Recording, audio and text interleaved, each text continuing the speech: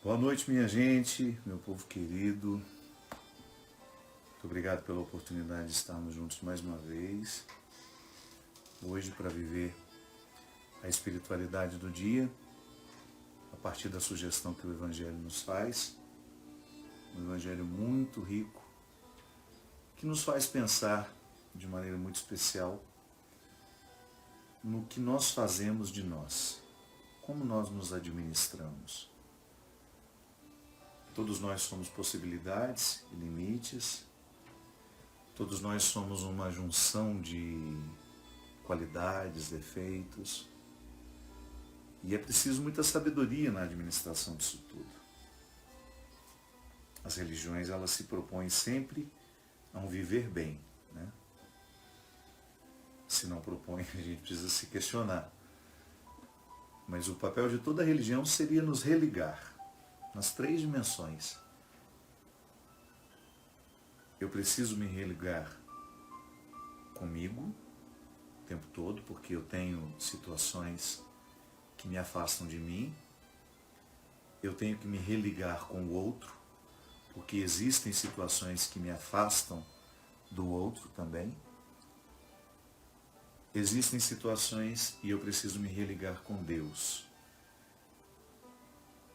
Que existem também situações que me desligam dele.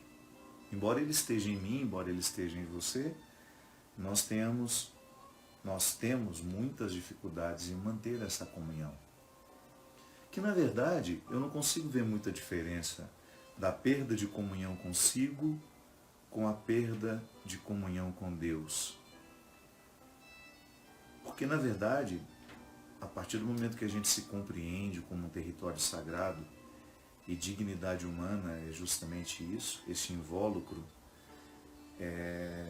esse ponto de luz em nós que abriga o sagrado.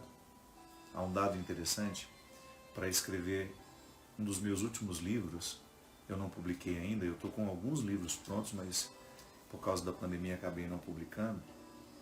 Eu tenho um livro que se chama Quantos Eus que Não São Meus.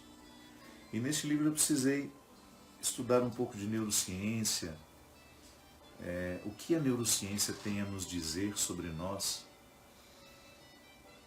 A neurociência é uma ciência nova, né? Ela não tem quase que um século. Até então, os fenômenos da mente eram muito desconhecidos de nós. E hoje em dia, nós temos um pouco de avanço nessa perspectiva.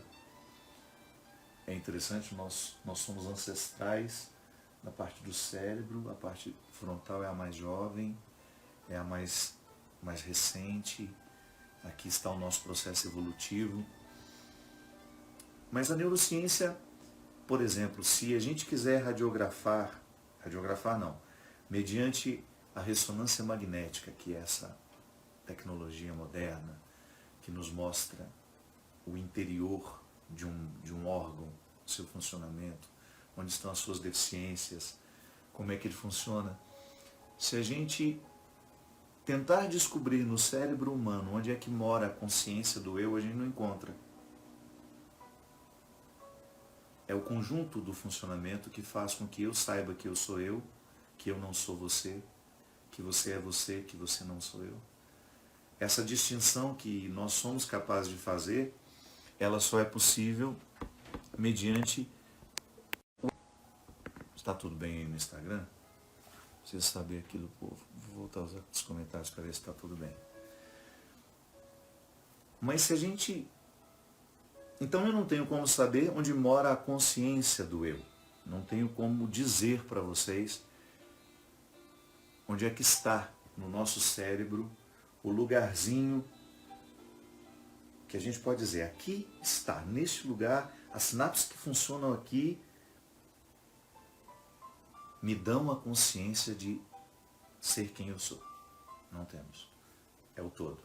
Mas há um estudo interessante que mostra que quando uma pessoa é submetida a uma ressonância magnética e estimulada a uma experiência mística de acordo com a sua religiosidade, de acordo com aquilo que para ela é estímulo de vida espiritual, o cérebro se acende sempre no mesmo lugar. Interessante, não é? Então eu não consigo, mediante um exame, saber onde eu moro em mim, na minha consciência, ou melhor, onde é que essa consciência está situada na minha massa cerebral, materialmente falando, mas o lugar de Deus a gente sabe. E aí, pensando muito sobre isso, sobre esse mistério, à medida que eu fui escrevendo o meu livro, eu fui pensando, mas será que não é o mesmo lugar? Jesus nos disse que toda vez que nós quiséssemos rezar, nós deveríamos entrar dentro do quarto, fechar os estímulos que nos põem para fora e viver um encontro pessoal com Deus em nós.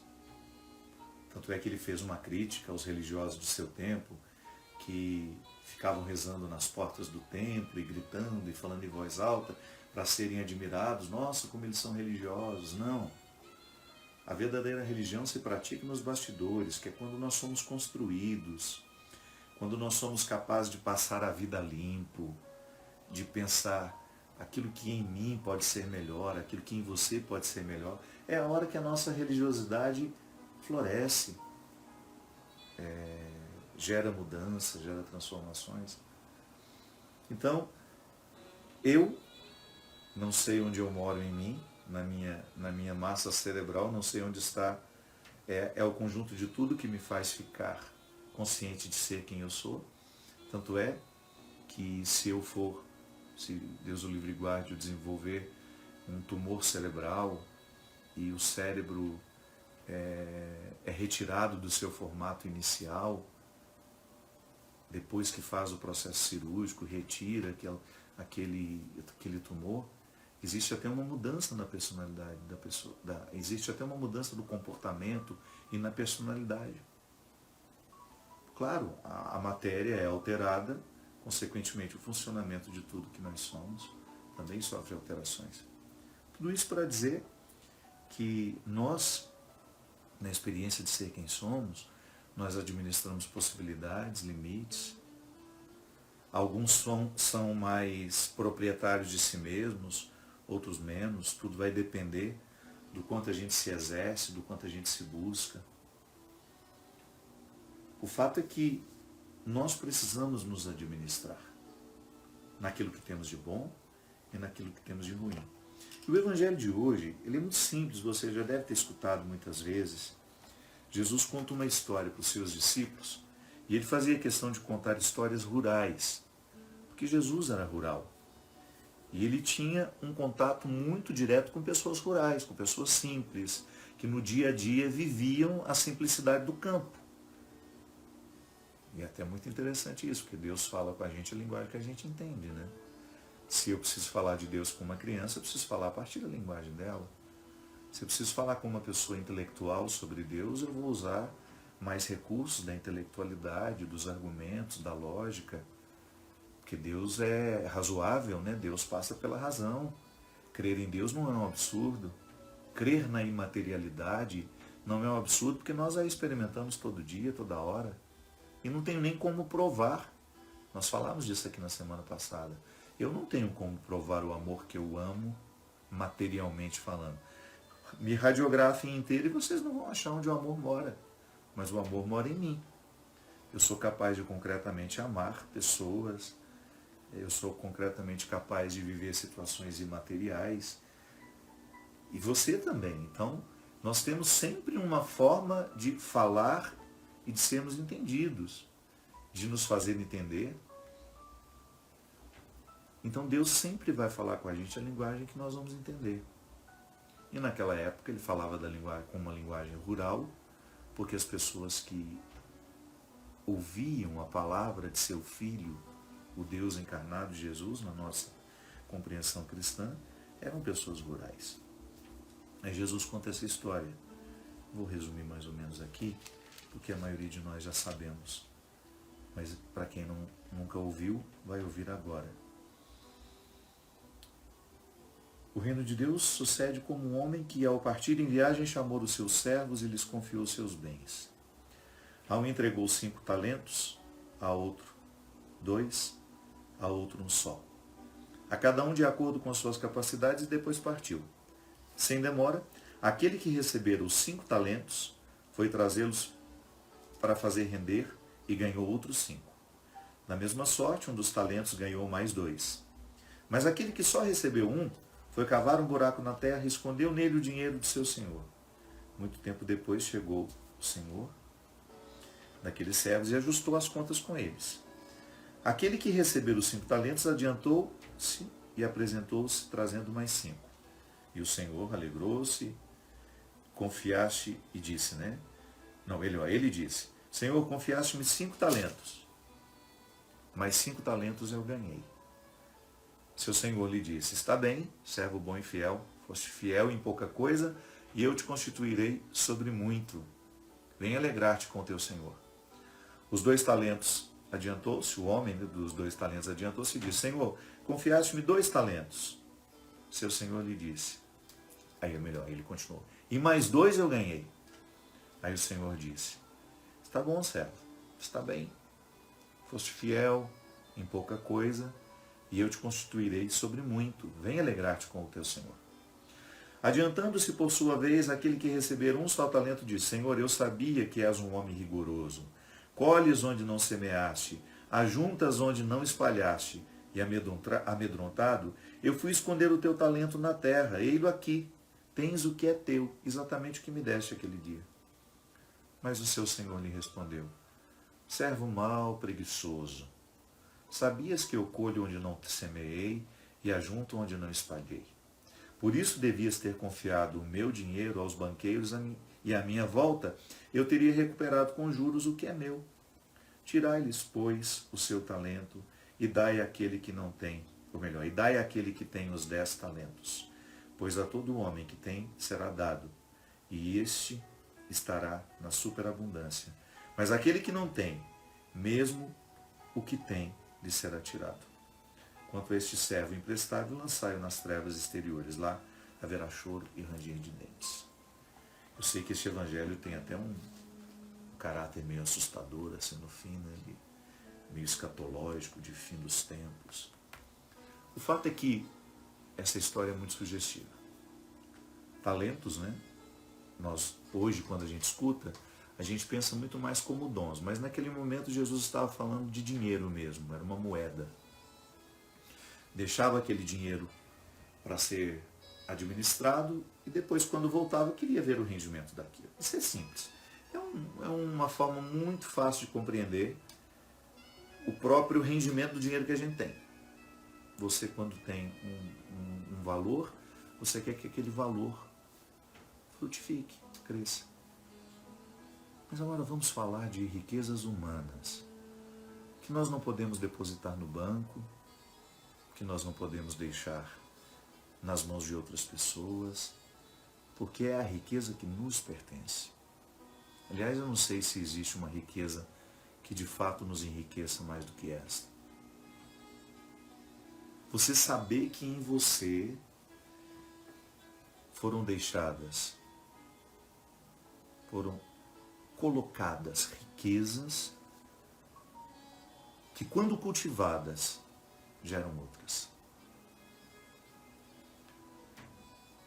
Toda vez que nós precisamos pensar no que nós fazemos com a gente, é natural que a gente fique desconfortável.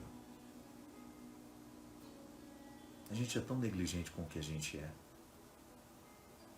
É tão fácil a gente se perder da riqueza e viver como pobres. É tão fácil a gente se desprender. Eu não estou falando da pobreza evangélica, que é sempre boa, que até os ricos podem viver, que é essa capacidade que a gente tem de ter, sem que aquilo que a gente tenha nos tenha. Isso é ser pobre. Não é não ter. Não. Há uma pobreza que nós deveríamos até lutar contra ela. Aliás, hoje é um dia de eleições, nós deveríamos ter, o nosso critério de votação deveria ser esse. Eu vou hoje, na atual circunstância do país, eu vou procurar candidatos que estejam de fato comprometidos em sanar as necessidades da população. Eu não vou procurar quem me representa. Eu não vou votar em quem me representa. Eu já estou muito bem representado. Eu faço parte dos privilegiados. Eu quero votar por aqueles que precisam ser representados. Vou descobrir aqui quem de alguma forma está querendo ajudar as pessoas a saírem da miséria, da linha do sofrimento, de pobreza extrema. Pobreza evangélica é diferente. É um convite a todos nós que temos e que não temos. Pobreza evangélica é aquele valor que você internaliza e você deixa de ser escravo das coisas. E quando nós deixamos de ser escravos das coisas, nós passamos a perceber melhor as riquezas da alma. É dessas riquezas que nós estamos falando hoje. Jesus não era um economista. Ele não estava fazendo esse discurso para nos ajudar a criar uma teoria econômica para administrar bem o nosso dinheiro. Não. A preocupação de Jesus, o empenho de Jesus neste momento do Evangelho é justamente acordarmos para a certeza de que a vida é um constante cultivo de tudo aquilo que nós somos. A Mercedes Sosa cantava uma música muito bonita que dizia: eu só peço a Deus que a dor não me seja indiferente, que a morte não me encontre um dia solitário sem ter feito o que eu queria. É tão fácil a gente ser surpreendido. É tão fácil a gente ser surpreendido pela morte assim. Porque nós temos o péssimo hábito de protelar, de deixar para depois as experiências de cultivos das nossas riquezas espirituais, humanas, psíquicas. Nem poderia dizer que são riquezas psíquicas. São riquezas que nós assumimos mediante o tratamento da psique. Você mergulhar na sua psique, você descobrir quem você é, você se investigar diariamente, para você saber se você é a pessoa certa no lugar certo, ou se você é a pessoa certa no lugar errado. A antropologia cristã, essa que nos faz partir e chegar, do ponto de vista conceitual, Deus não errou conosco. Deus não errou comigo. Deus não errou com você. Nós não somos um equívoco divino. Por isso que eu tenho tanto medo dos discursos moralistas, preconceituosos, que fazem com que uma pessoa se rejeite por ser quem ela é. Não, Deus não errou com a gente. Quem erra somos nós. Quem erra são os que nos educam, são os que nos rodeiam, são as pessoas que de alguma forma exercem as suas influências sobre nós. Então eu preciso diariamente mergulhar no mistério de tudo aquilo que eu sou, de tudo aquilo que eu posso, de tudo aquilo que eu não posso, porque uma vida bem administrada só é possível mediante uma vida de reflexão. A gente tem falado muito sobre isso durante essa pandemia, de como nós somos pouco adeptos das reflexões que nos fazem ficar em nós, inclusive para identificar o que precisa ser modificado. Muitas pessoas não se transformam, não são transformadas, porque elas não se enfrentam. Protelam. E quando a coisa explode, precisa pagar processos terapêuticos para serem ouvidas, para tentar se entenderem. Eu não estou dizendo que não devamos fazer terapia. Claro que devemos. Terapia faz bem. Todo mundo tivesse a oportunidade de ter um bom terapeuta, mas não deixemos de fazer a vida ser um lugar de terapia. Eu não posso esperar a formalização de um processo terapêutico para começar a mudar. Não, o processo terapêutico vai me ajudar a pensar alguns aspectos que sozinho eu não consigo. O terapeuta vai segurar na minha mão, vai me ajudar a voltar no tempo, a reinterpretar os fatos, mas este é um empenho meu. É esse período de ausência. Recebi o talento e um dia terei de prestar conta dele. É claro que nesse evangelho dá um tom meio escatológico, né, de final dos tempos, que o Senhor virá um dia para nos perguntar, e aí, o que você fez de você? E aí, o que você fez com a sua vida? E aí, o que você fez com os seus talentos? Você foi uma pessoa que se cultivou? Você foi uma pessoa que buscou dentro de você as suas possibilidades? Ou você se acostumou com o pouco que você se ofereceu porque você entrou dentro de uma preguiça espiritual, de uma preguiça existencial, você pouco se exigiu, você pouco se cavou? Não. Não é na escatologia, não é no juízo final que isso vai acontecer. Para uma pessoa que vive bem, essa pergunta tem que ser feita todos os dias. Eu gosto do formato jurídico para ajudar a dizer e entender, porque eu digo o que eu preciso entender. Eu não estou fazendo sermão para vocês aqui. Aliás, Deus me livre. Tenho pavor de pensar que eu possa ser algum, não vou usar o termo, né, porque é feio para usar aqui agora, nós estamos num momento tão iluminado. O rararã de regras. Não, não sou um rararã de regras, não. Não sou.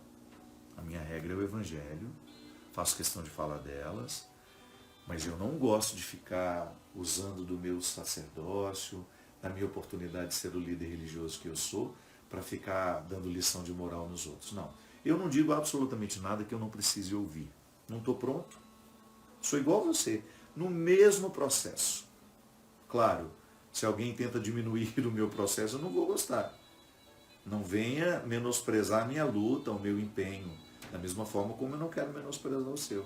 Mas eu sei muito bem em que lugar dessa história eu estou, sei muito bem o que eu preciso falar e ouvir. E eu acho bonito porque às vezes eu escuto de vocês, padre, nossa, era tudo que eu precisava ouvir. Por isso, porque nós somos iguais. Eu não estou dizendo para você fórmulas que eu também não preciso dizer para mim. Sou humano igual a você.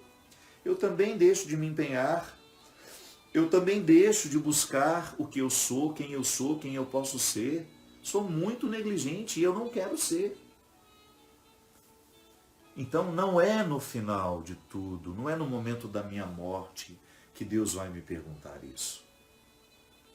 Seria muito irresponsável de nossa parte se a gente julgasse essa pergunta tão essencial para o fim de tudo. Não, eu preciso me perguntar diariamente. Eu sou o profissional que eu posso ser? Eu estudo o que de fato o meu ofício me pede para estudar? Ou eu negligencio? Há pessoas que fazem uma faculdade e pensam que o conteúdo assimilado durante a faculdade dará garantia para o exercício do ofício a vida inteira. Engano. Mesmo porque a ciência é sempre relativa, a medicina é relativa. O direito não tanto estabelecido lá, mas até a interpretação dele pode ser evoluída, pode evoluir.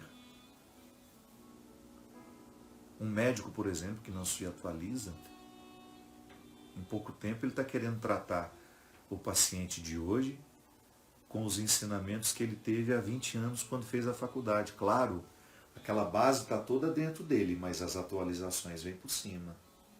Vem qualificando a atuação dele, porque é nessa qualificação que ele se torna o médico especial que ele pode ser. Então a primeira pergunta, eu estou sendo o profissional que eu posso ser?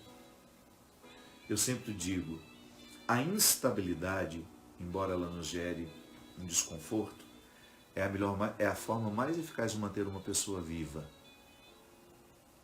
A estabilidade é um perigo. A gente vê muito isso nos serviços públicos, onde as pessoas têm instabilidade. Como ela não vai ser muito questionada sobre como faz, como trabalha, é natural que, por causa da preguiça existencial, por causa da mesmice do dia a dia, elas se nivelem por baixo. E é tão triste, tão triste.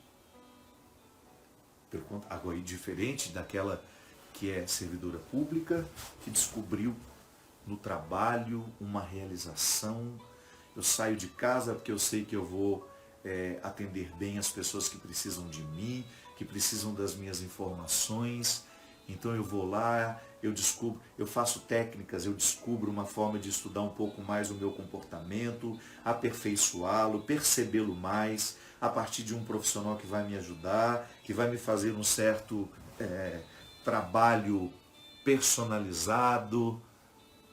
E aquela pessoa tem o desejo de evoluir. Está fazendo evoluir os talentos. Que aqui não é mais o dinheiro, mas são as riquezas da personalidade. Aquilo que está adormecido dentro de nós. Volto a dizer, Deus não errou com você, Deus não errou comigo. Nós somos as pessoas certas, mas às vezes nós estamos nos formatos errados. Isso acontece tanto nos relacionamentos, meu Deus do céu. Tanto, tanto, tanto.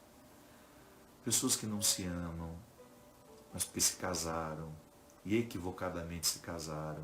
Se for investigar bem, nem casamento houve, porque, pelo menos na Igreja Católica, para duas pessoas se casarem, elas têm que ter uma comunhão, elas têm que ter intenções.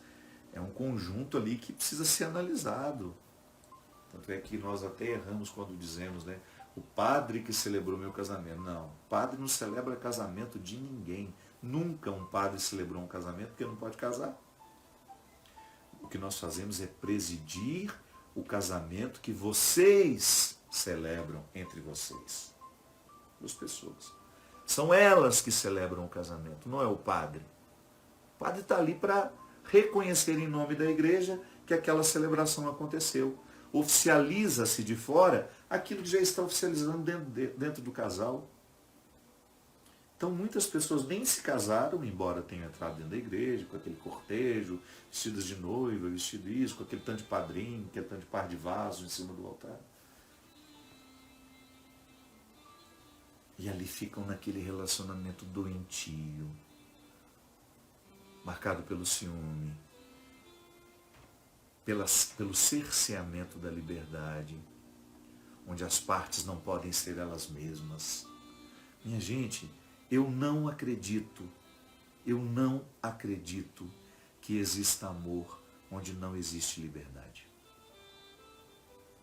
Onde existe ciúme, o amor está sob ameaça. Onde existe desconfiança, o amor está sob ameaça. Não floresce. Não floresce. O cônjuge que não pode estudar porque o marido não deixa, a mulher não deixa. A parte do relacionamento que deixa de evoluir porque a outra parte é ciumenta, possessiva. A pessoa certa no relacionamento errado. Porque definitivamente não é o que Deus quer para nós. O Evangelho de hoje mostra. O desejo de Deus é que nós evoluamos cada vez mais na direção de uma melhor versão nossa. Se eu tenho uma pessoa que se transformou no obstáculo para essa evolução, eu tenho que ler as outras partes do Evangelho que me manda dizer, olha, se o seu dedo lhe faz pecar, corte-o.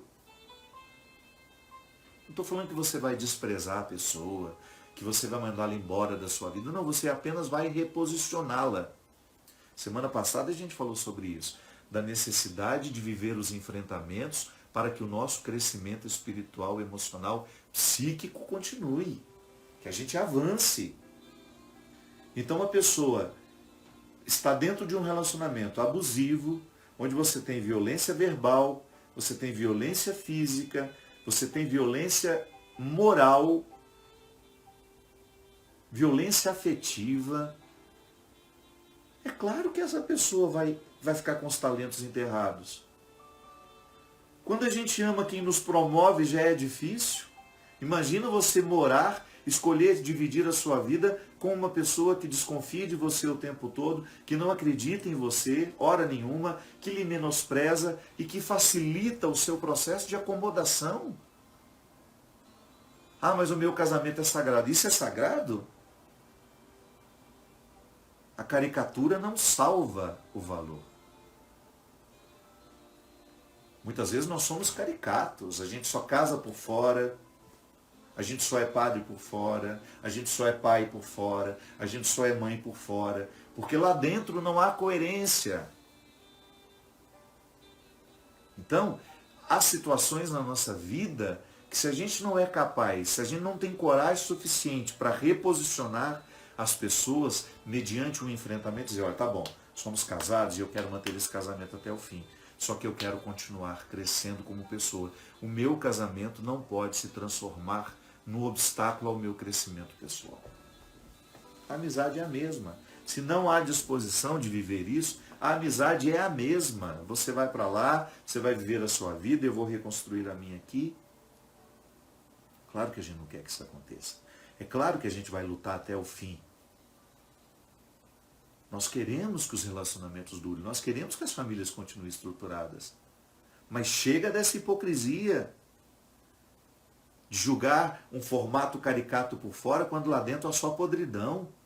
Pessoas que se odeiam, pessoas que não se promovem, pessoas que não se favorecem. Na profissão, é a pessoa certa no lugar errado. Ou vivendo do jeito errado. No relacionamento, muito facilmente, nós somos a pessoa errada, certa com as pessoas erradas. Por que é tão difícil a gente perceber que aquele relacionamento nos faz mal e que nós não podemos dar continuidade a ele? Porque nós já estamos completamente perdidos de nós mesmos. Quando a gente se perde de nós, quando nós nos perdemos de nós, não tem uma parte que dê conta de tomar a decisão. Está tudo tão perdido, tudo tão cheio de confusão, que aquela parte de nós que seria capaz de decidir não tem voz mais. Ela não está fortalecida para dizer, eu não quero mais essa vida para mim. Às vezes a gente vai vendo o tempo passar e a gente deixa de agir por medo, por acomodação. Porque até na acomodação há conforto, minha gente. A tal da estabilidade. O que é uma contradição? Nós deveríamos ter, desde pequenos, ter sido educados para a instabilidade, que é o lugar da vida. A vida é instável. Quem quiser um remanso de rio tranquilo, dificilmente vai ter um caso de amor com a vida. A vida é turbulência. Lamento informar. Turbulência diária. Ah, eu quero viver num céu de brigadeiro. Então, mude-se para Nárnia. Não sei se tem voo para lá. Abre o seu armário aí, tenta entrar. Quem sabe você chega em Nárnia. Ou então,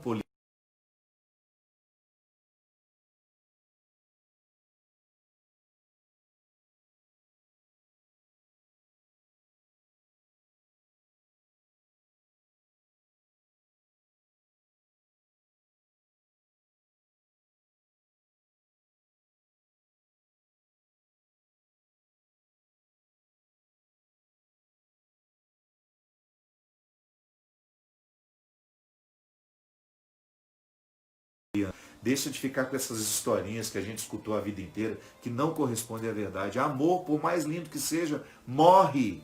Basta a gente não cuidar. Não existe essa história de que o amor está garantido para a vida inteira. Não está. Não fica garantido para a vida inteira, porque o que faz o amor durar no tempo é o nosso empenho. E a gente só fica onde nós percebemos que nós estamos vivendo uma experiência de promoção diária. Aquela pessoa que me ama de verdade e ela me promove. Eu sinto o tempo todo um desejo enorme de avançar, de cultivar aquilo que de mim eu ainda não conheci, de sair da minha preguiça existencial, de ir cultivar os talentos que Deus me deu. O amor, quando é amor, ele nos coloca num movimento de transformações diárias. Eu promovo a pessoa que eu amo, a pessoa que me ama me promove. A gente faz isso com os filhos. Talvez seja um dos lugares mais puros do nosso amor. Seja o amor que o pai tem pelo filho e a mãe tem pelo filho. Mas nem ali está garantido de que vai dar tudo certo, não. Eu posso muito bem interpretar o meu filho como uma extensão minha. Aí eu vou querer que ele faça o que eu não fiz. que ele realize por mim o que eu não fiz? Quantos pais olham para os filhos e falam, esse menino aí vai ser o médico que eu não fui. Meu querido, se você não foi o médico e ficou frustrado, esse problema não é do seu filho. O amor não impõe ao outro um fardo. O amor não impõe ao outro uma obrigação de ser aquilo que nós gostaríamos de ter sido e não fomos. Ah, então vá viver por mim isso, meu filho. Não, eu não vou viver nada por você, meu pai. Eu não vou viver nada por você, minha mãe. Eu vou viver a minha vida. Eu vou viver os meus sonhos. E é claro que na construção desses sonhos vocês participam. Eu vou ouvir vocês, quero ter vocês, mas em última instância, a pessoa que precisa ser ouvida sou eu. Isso é cultivar o talento. Isso é não enterrar. É você ter aquela lucidez diária para você entender e perceber se o ser humano que você está sendo é o ser humano que você pode ser.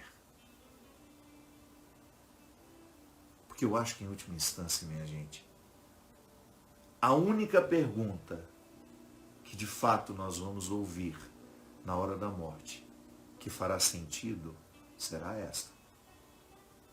E aí? Foste feliz? Conseguiste extrair de si a melhor parte? Conseguiu ficar satisfeito com o que você arregimentou das suas possibilidades? Acho que o olhar face a face será isso. Quando São Paulo diz que por enquanto a gente vê como que por um espelho, mas um dia nós veremos face a face. Quando nós olharmos na face de Deus, é um espelho que nós veremos, onde nós estaremos refletidos, e Deus nos olhará com os nossos olhos. Pode ser que seja, pode ser que o juízo final seja assim, Deus nos olhando com os nossos olhos e nos perguntando se nós enterramos a oportunidade de ser quem somos, se nós nos alienamos em personagens que foram convencionais, que foram frutos das conveniências, que foram assumidos porque estava mais cômodo, se a gente se acomodou na estabilidade, ou se a estabilidade transformou-se numa regra para nós, quis ficar estável. Não. Deus vai nos perguntar se a gente soube transformar a instabilidade num estado prazeroso de vida. A gente precisa ficar instável o tempo todo, porque essa é a regra da vida. Ai, padre, mas é horrível isso, eu quero estabilidade, eu quero voltar. Não estou falando disso. É diferente. Estabilidade emocional é quando você sente que os vínculos estão fortalecidos. Voltar para casa é mais do que você entrar dentro de um aglomerado de paredes. É você voltar para um sentimento que lhe ocorre. É você encontrar as pessoas que lhe preenchem, as pessoas que lhe dão alegria. Isso é estabilidade. Mas nessa estabilidade ainda existe uma instabilidade, porque essas pessoas podem morrer, essas pessoas adoecem, essas pessoas brigam com a gente, essas pessoas nos traem. Há uma maneira de controlar isso? Não há controle sobre as pessoas, não há controle sobre os sentimentos. Saia dessas ilusões, ninguém controla ninguém. O que nós podemos fazer é viver bem. E a única forma que nós temos de criar laços mais definitivos, mais favoráveis, é mediante a fidelidade e o cultivo. Mas ainda assim não há garantia de nada, porque a vida é um mar de instabilidade. Olhe para o mar. O poema de Lulu Santos e Nelson Mota. A vida vem em ondas, como o mar, no indo e vindo infinito. Nada do que foi será de novo e do jeito que já foi um dia. Tudo muda, tudo passa, tudo sempre passará. Olha o movimento da natureza, o vento que soprou aqui hoje não volta para soprar igual. O que virá é outro. Nunca seremos os mesmos. Hoje, o Fábio que está conversando com vocês, amanhã já amanhece com um monte de ideias novas. Pode ser que eu até me arrependa de ter dito algumas coisas aqui. Nossa, como eu fui tolo em dizer isso. Quantas vezes, eu que tenho muito registro de muitas coisas que eu já preguei no passado, meu Deus, de algumas coisas eu me envergonho. Mas sou eu. O que eu posso fazer? O máximo que eu posso dizer, olha minha gente, eu estou evoluindo. E não vou caber na definição, na caixinha de ninguém. Aliás, se tem uma coisa que eu acho prepotente no outro, é quando ele quer colocar você na caixinha da definição dele. Eu não faço isso com ninguém. Eu acho isso de uma deselegância, de uma falta de educação. Eu olhar para você e dizer, você é assim? Não sei. Imagina. Quem sou eu para dizer? Nem você conseguiu se responder isso ainda. Que psicologia de almanaque é essa que põe as pessoas dentro de uma caixinha e você quer defini-las e dizer que você sabe? Não, eu vou convivendo com o outro, eu levo uma vida inteira e não sei quem é o outro. Sei detalhes da vida dele, detalhes dele. O outro convive comigo, mas eu sou sempre inédito, eu sou sempre surpreendente, porque eu não estou dentro da caixinha da definição de ninguém. Você não está dentro da caixinha da definição de ninguém. Nós somos instáveis. Até nas escolhas definitivas, a instabilidade faz parte. Você escolheu se casar para a vida inteira. Eu acho ótimo que você tenha identificado isso, o valor nisso. Mas você sabe que essa estabilidade é construída o tempo todo na insegurança. Amar é ser inseguro, não tem como. Comece a amar alguém, você nunca mais tem sossego na vida. Põe um filho no mundo e você nunca mais dorme uma noite tranquilo. Mas você escolhe, é amor. O fato é que o que nos mantém vivos é a instabilidade. É o que a gente ainda não tem. Lacan teve um insight maravilhoso sobre isso, quando ele, investigando o desejo humano, ele percebeu que o que nos mantém vivos é o desejo não realizado. Quando o desejo se realiza, de alguma forma a gente se frustra. Porque nós nascemos para o movimento do desejo. Você sabe disso tão bem. Você experimenta isso na sua vida toda hora. Às vezes você quer muito aquela coisa. Você quer tanto aquela coisa que o que lhe mantém vivo, o que lhe faz estar atento é o tanto que você quer. Aí de repente acontece. Aí você fala, nossa, mas era só isso. Se você não substituir aquele desejo por um outro, você baixa aquela frequência.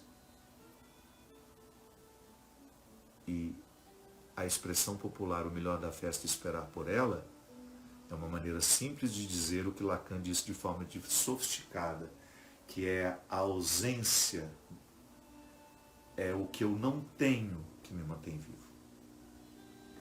E é claro que na perspectiva da espiritualidade, essa coisa de muito desejar retira-nos de alguns focos importantes. Tanto é que no budismo existe uma luta interior para se desejar menos. E é tão interessante isso. Jesus falava do desapego. Desapegue-se, queira ter menos. No fundo é isso. Deseje menos aquilo que te expõe tanto ao desgaste das energias e deseje mais aquilo que lhe faz refazer as energias. Aí é a distinção que São Paulo faz das coisas do céu, das coisas da terra. Eu, particularmente, tenho medo de que na cabeça de algumas pessoas isso fique uma oposição entre o mundo e a eternidade. Não. Mas a gente pensar, hoje, o meu desejo, quanto mais eu desejar as coisas nobres da vida, os bons sentimentos, os bons pensamentos, as boas amizades, os bons relacionamentos, as pessoas que me promovem, eu escolher promover as pessoas, viver a instabilidade da vida como um valor bonito. Não é ruim ficar na instabilidade. É isso que nos mantém vivos. E aí você fica nessa frequência de desejos nobres. Diferente daquela frequência pobre que nos faz querer ter dinheiro para comprar um carro. Aí se não é um carro, é uma bicicleta, é uma moto. Depende do nosso poder aquisitivo. O desejo sempre vai acompanhando a nossa conta bancária. Quem tem muito dinheiro nunca está satisfeito com o barco que tem, com o avião que tem, que é tudo maior, cada vez maior. Nós queremos construir as nossas casas enormes, porque no fundo nós somos um bando de necessitados emocionalmente, de carentes, e nós queremos a grandeza material para ver se a gente esconde um pouco a pobreza dos nossos afetos. Então, quando a partir da espiritualidade, como o budismo sugere, o desprendimento do desejo, o não desejar, ou só desejar o que é nobre, o que é altivo, o que é elevado, a proposta cristã do despojamento, do querer as coisas do céu, as coisas do alto, aquilo que nos eleva, o querer o conhecimento, por exemplo. Eu tenho pensado muito nisso, o prazer do conhecimento. Como é bom estudar, minha gente, como é bom ler. Isso é um prazer que não chega por nenhuma outra via. Eu sei que a maioria de nós está muito ligada aos prazeres da sexualidade, os prazeres da alimentação, os prazeres da carne. E pouco a gente experimenta os prazeres da intelectualidade. Que é quando você pega um livro, essa aqui é a sequência dos livros que eu li agora nessa pandemia, está ali. Eu li muito nessa pandemia e eu redescobri muito esse valor, mais do que no tempo que eu fiz mestrado. O prazer da intelectualidade, o prazer de você ter um pensador nobre que escreveu aquele livro, entrando dentro das minhas ideias, movendo os meus sentimentos, movendo o meu pensamento e me fazendo ficar cada vez mais num lugar que nenhum outro prazer conseguiu me fazer chegar.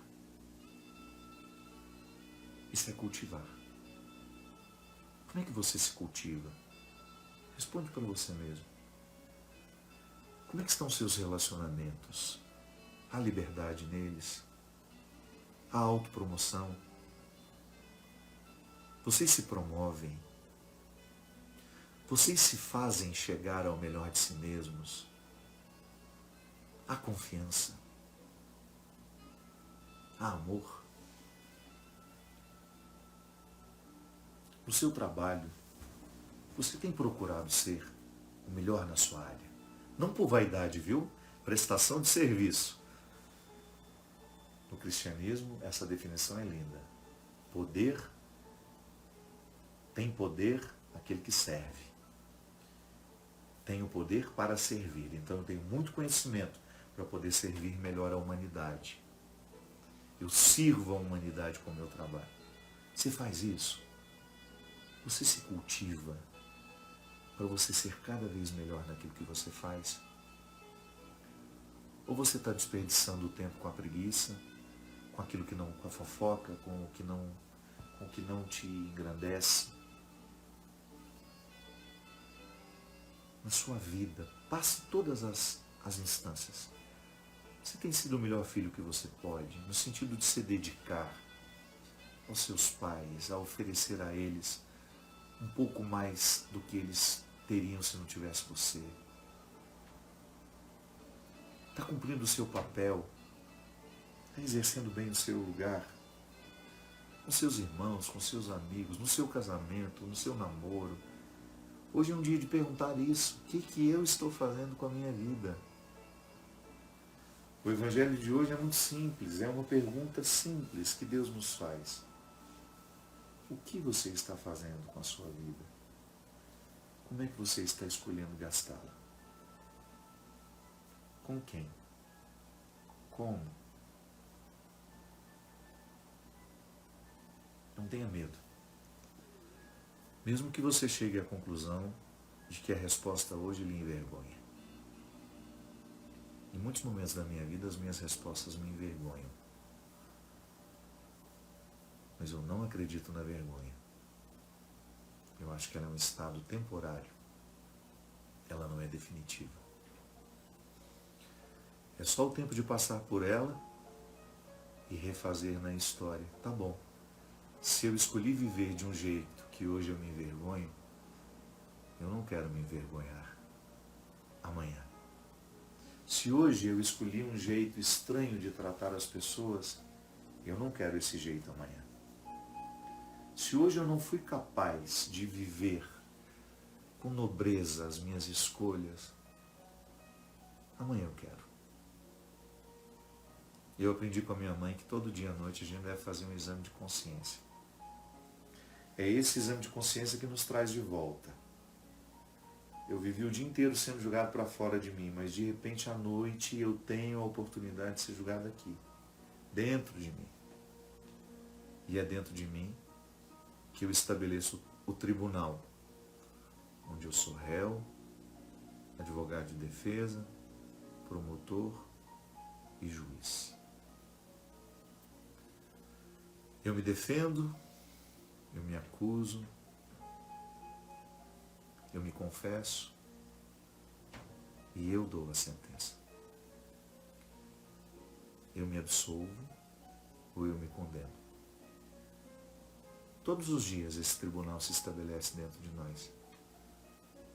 E do fundo do meu coração eu desejo que no tribunal de hoje você se absolva. Que você considere todos os erros até o dia de hoje não como uma fonte de castigo, mas como uma fonte de virtude e de oportunidades. A gente se condena muito. E eu sei que você já se condenou muito. Mas hoje eu lhe convido a erguer esse tribunal com todas essas perguntas que a gente fez, com toda essa reflexão que a gente estabeleceu sobre alguns pontos na nossa vida. E por mais que você tenha motivos para se condenar, não se condene. Conceda-se a feliz oportunidade de uma sentença favorável que lhe permita, sem passar a mão na sua cabeça, para você não ficar vítima de si mesmo, de si mesma. Você, mediante um novo posicionamento, você dizer a você: chega, está na hora de tomar o lugar que eu posso ocupar. Está na hora de extrair o melhor de mim. Chega de ficar nessa estabilidade que me mata. Chega de ficar o tempo todo querendo uma estabilidade que me mantém no pior de mim. Eu só quero a instabilidade que me dá sossego, tranquilidade de saber que, embora eu esteja instável, eu estou no lugar certo. Tem uma frase pronta, comum, lugar de todos nós, que todos nós já dissemos isso a alguém: mar calmo não faz bom marinheiro. Do fundo do meu coração eu não lhe desejo um mar calmo, porque seria ingênuo da minha parte. É claro que se eu pudesse, eu colocaria todo mundo num barquinho, numa lagoa que nunca vai produzir ondas. Não, eu sei que a vida não é assim. Por mais que eu ame, por mais que eu queira, eu não tenho como lhe retirar das regras da vida. Eu não tenho como fazer isso comigo. Então, que a nossa lida com tudo isso seja muito, muito honesta. Que hoje, no mar bravio que você atravessa, você tenha muita sabedoria em identificar o que ele está lhe ensinando. Peço que Deus derrame sobre nós a sua bênção, nos conceda a graça de uma semana frutuosa, de um tempo especial, de luz, de discernimento, de sopro. A vida espiritual é a consciência de que somos a casa do sopro. Quanto mais sopro estiver em nós, que nos chega pelas coisas boas, pelas boas influências, mas mais nós teremos condições de permanecer em pé em todas as situações da nossa vida. Derrame sobre nós a sua bênção, o seu amor e a sua misericórdia. O Deus Todo-Poderoso, Pai, Filho e Espírito Santo. Amém. Obrigado pela companhia, meu povo querido. Obrigado pelo carinho, pela confiança. Tenho sempre para mim que toda e qualquer oportunidade de estar com vocês, falar com vocês aqui, é sempre uma oportunidade de muita responsabilidade. É você me permitindo entrar na sua casa, é você me permitindo entrar na sua vida, me misturar em você, você se misturar em mim, e que os nossos propósitos sempre nos coloquem neste lugar, numa busca sincera pela melhor versão que nós podemos ter de nós mesmos. Boa semana para todos nós, que Deus nos abençoe.